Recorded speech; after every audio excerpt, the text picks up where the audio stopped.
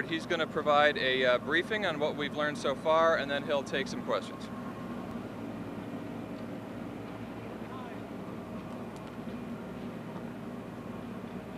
Hello everyone, and thank you for coming. I am Mark Rosekind, R-O-S-E-K-I-N-D, and I am a board member with the National Transportation Safety Board. NTSB investigators arrived this morning to investigate yesterday's accident between a UP freight train and the flatbed semi-trailer that was acting as a parade float. Before I go any further, on behalf of all the men and women at the NTSB, I want to express our condolences to all the families and friends of those who lost their lives in this accident, and let everybody know that our thoughts are with those that are recovering from injuries. First, just a little basic info. The NTSB is an independent federal agency. We are charged by Congress to investigate every civil aviation accident and significant accidents in rail, highway, marine, and pipeline. Besides determining the probable cause, one of the most important things we do is, based on probable cause, issue safety recommendations so that accidents don't happen into the future. Now, the NTSB has responded with a 16-member GO team to this accident. They include folks that are coming from Texas, Colorado, California, and Washington, D.C. Mr. Robert Accetta, that is spelled A-C-C-E-T-T-A. Mr. Robert Accetta will be the investigator in charge. He will be referred to as the IIC.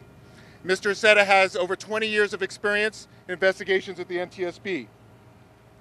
He has a team that he will be leading that has expertise in 7 different areas. They include railroad signals, railroad operations, recorders, vehicle factors, motor carrier operations, human performance, and also survival factors. We also have specialists here from several other offices at the NTSB. They include people from our Office of Transportation Disaster Assistance. Those are the folks that will provide family support. And we also have specialists that are here from government affairs as well as public affairs. I have some preliminary information.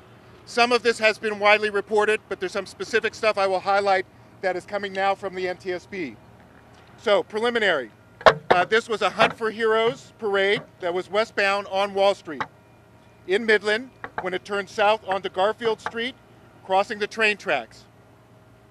The last float, carrying 26 people, 12 heroes, 12 spouses, and 2 escorts that were all seated on the flatbed. The first parade float passed the train and crossed. The second was struck by a UP eastbound train that had started its trip in Los Angeles, California, and was heading toward Shreveport, Louisiana. This train had 4 locomotive units, 3 on the front, 1 in the back. It had 84 loaded cars and was 7,243 feet long. We have been told by emergency responders there have been 4 fatalities and numerous injuries. And one of the things I want to make clear is that the Midland Police Department will be the official agency that will be reporting on both fatalities as well as injuries. That information will not come from us. This is new information that's coming from the NTSB now. The first train had what is called a track image recorder, or TIR. It is a forward-facing video camera. There are also event recorders on each of the locomotives. These event recorders would collect things like speed, braking, horn, etc. There is also a truck engine module, and there was a sheriff's car directly behind the float that had a dash camera on it. So I bring all of these up because these are different sources of recorders, both video and event recorders, that are being collected by NTSB specialists right now. Some of them have already been collected. They won't be analyzed on site, but we do actually have an airplane waiting so that if we can get much of this out, it will be on its way back to Washington this afternoon. Because all of this data basically will be collected, see what kind of shape that it's in, and then sent to Washington, D.C. to be analyzed in our labs. Mark. Hang on. Oop, okay. This was a highway rail grade crossing warning system, which means it had flashing light units as well as gate arms, each directed into different directions of traffic. The NTSB has not determined yet whether they were functioning at the time of the accident. And this just gives me an opportunity to highlight there are reports of many different aspects of the accident going on. The NTSB is here to perform the safety investigation and will be collecting our own data, which will subsequently be analyzed. Now, over the next few days, our investigators will work on scene. Their primary job will be to thoroughly document the accident site, and then also to make sure that we collect all the factual information, especially things focused on anything that could be perishable at this time. I really want to highlight our mission is to determine the probable cause of the accident. Many people think that it's just describing what happened. It goes far beyond that. We're actually interested in determining why it happened, because it's that why that allows us as an agency to determine what safety recommendations are needed to make sure these kinds of accidents don't happen into the future. Now, one of the things that everybody's interested in is how long will we be here? It's estimated we'll be on scene probably 7 to 10 days, and that'll be for our on-scene investigators to collect that perishable information. I do want to highlight our on-scene investigation has just started. This is just the beginning of the first day. We don't have a lot of information yet, but we will be giving you continual updates. The first one will be tonight at 4:30 here. We'll do another press brief. And the other thing, just to stay in touch with us through a couple of different mechanisms, are first, you can follow us on our website, which is just ntsb.gov. You can also follow us on Twitter, twitter.com/NTSB. And you've already met, but I'm going to highlight again. This is Peter Knudson, Knudson, and his phone number is 202-557-1350. Just a final comment, we really want to thank all of the first responders to this accident. They've been working very hard, and we appreciate all the efforts that they've put in thus far. We have time for a few questions. Mark, did Union Pacific issue a track bulletin for this parade? So the question is whether UP issued a track bulletin for this parade. That's the kind of information we're collecting right now that we're looking into. Early on, you don't know if you have it or not yet, whether one was out there. I know it's been asked for. So and in fact, I'll just use that as an opportunity to say we're collecting a huge amount of information. You're going to ask questions. My response is going to be we're after that. As soon as we get it, though, we'll at least be able to report what the factual information is at this point. Have you talked or gotten statements from the driver of the big rig? So the question is, have there been any statements or interviews yet with the driver of the tractor trailer? There have been some statements made to police thus far, but our investigators have not yet had a chance to interview him. There's indication that saying why he was stuck on the track? So the question is, do we know what he was saying? And our NTSB interviewers are just starting that process. They will review what's been told to the police at this point, but our investigators will conduct their own interviews as well. there's indications that there were 10 prior collisions at this site in the past. What do you have to say about that? So the question is reports of 10 previous collisions at this site. Correct. What we can tell you is there were actually 10 between 1979 and 1997. So there hasn't been anything here for 15 years. None of those involve fatalities.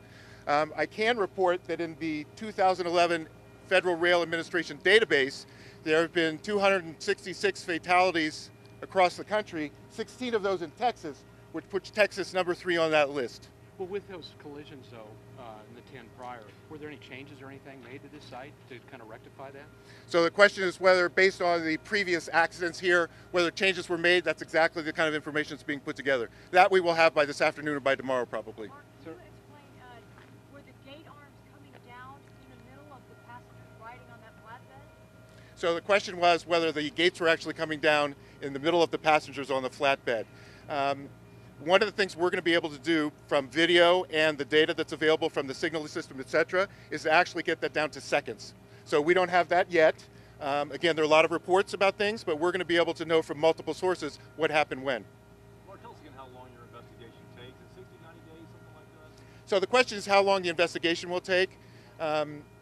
We will have in about 10 business days when our investigators leave an initial factual report of what happened and what they collected on scene. And again, that will be available on our website and sent out to anyone who's interested. The complete investigation can take up to a year. What I always like to highlight for people is, first, if we find anything in the course of our investigation that needs immediate attention, we will issue an urgent safety recommendation.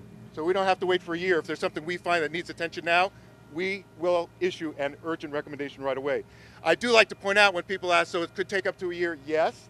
I mentioned there's 7 different groups that are collecting data. They all have to do a full report, and there will be thousands of pages of information generated on this, then analyzed, finally brought to the board, where findings, probable cause, and safety recommendations are determined. Mark, but what about the engineer? Has he told you anything yet about what he saw, when he saw it? So the question is, what about the engineer? Do we know any information from him yet about what he saw, when he saw it, etc.?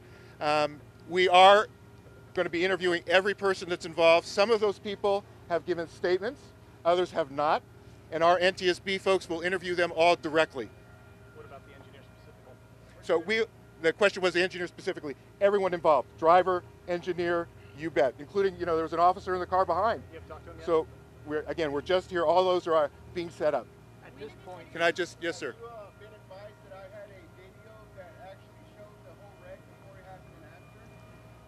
So the question is, what about people that might have eyewitness accounts or videos of what was going on? We're interested in seeing any of that. Okay, sir, the video that I had was improperly taken from me by police officers. So you'll know that, so you can investigate that. So apparently there's already been one videotape collected, but what I want to point out is anybody that's got an eyewitness account or video or photographs that would be helpful. We will have probably a phone number or email address at the 4:30 briefing, so anybody in the community that wants to provide stuff, and I can't tell you how invaluable that is for us to get information. Mark, do you know if there's been any malfunctions with the tractor trailer? Has there been any evidence of that? So the question is whether there's any kind of malfunction or problem with the tractor trailer. Again, that's one of the things we'll be looking at, the functioning.